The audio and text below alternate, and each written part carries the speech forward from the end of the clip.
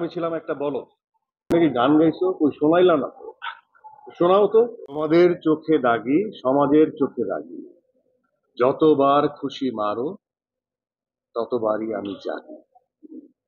So এটা এত সুন্দর করে আমাদের গল্পকে রিপ্রেজেন্ট করে।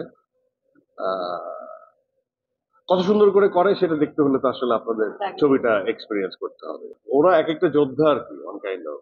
ওরা মানে আমার মুডের উপর দেখে যে আমি চুপ করে বসে আছি তখন কোনো কথা বলে না, আবার দেখে যে আমি হাসতেছি এক্সাইটেড তখন ওরাও হাসে, এরকম আর কি। সো এনিহাউ, সবসময় ওদের ব্লেসিংস আমার কাছে আছে। এবং আমার ছেলে যেমন হঠাৎ করে বলছে তুমি নাকি গান গাইছো কই শোনাইলা না তো। শোনাও তো। মানে ও তো জেনারেশন আলফা। হ্যাঁ, ওদের সবকিছু ক্রিঞ্জ মনে হয়, মেক বিলিভেবল জায়গায় আছে কিনা। তো এটা একটা নতুন ফাপড় জীবনে। ওর বয়স হয়ে যাচ্ছে 10 থেকে 12। ও আমার থেকে ম্যাচিউর, মাশাল্লাহ, সেন্সিবল এবং রেসপন্সিবিলিটি নিতে জানে এবং দায়িত্ব নিয়ে সব কাজ করে এবং এদেরকে ফাঁকি দেওয়ার কোনো কাজ মানে ওই বয়সে আমি ছিলাম একটা বলদ।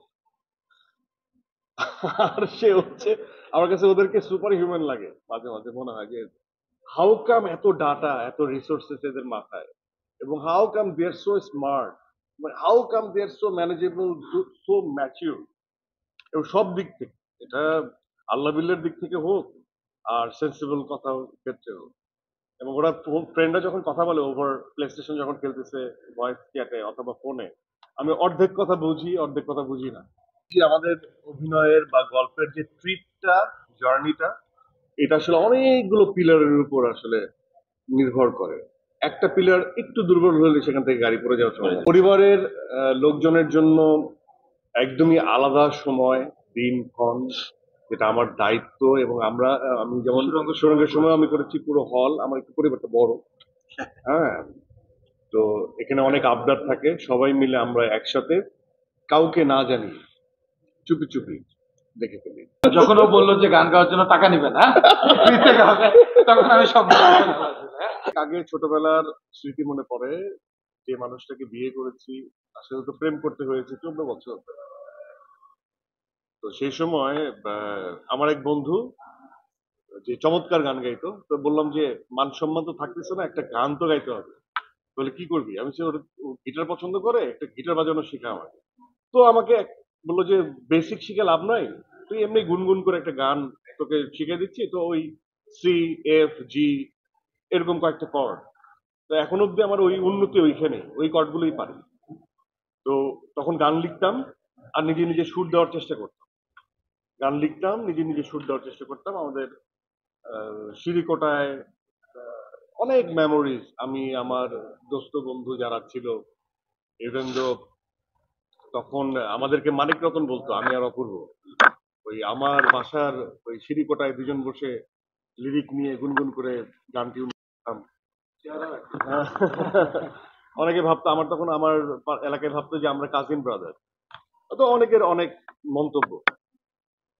তো সেখান থেকে এরকম টুকটাক। তো এর মাঝখানে কিছু টিউন ছিল আমার কাছে, ওই ডায়েরিটা অবশ্য হারিয়ে গেছে, 100-র মতো গান লেখা ছিল। তো এর মাঝখানে এতটুকুই অনেক সময় ওর সাথে করা হতো, নিজে করা হতো।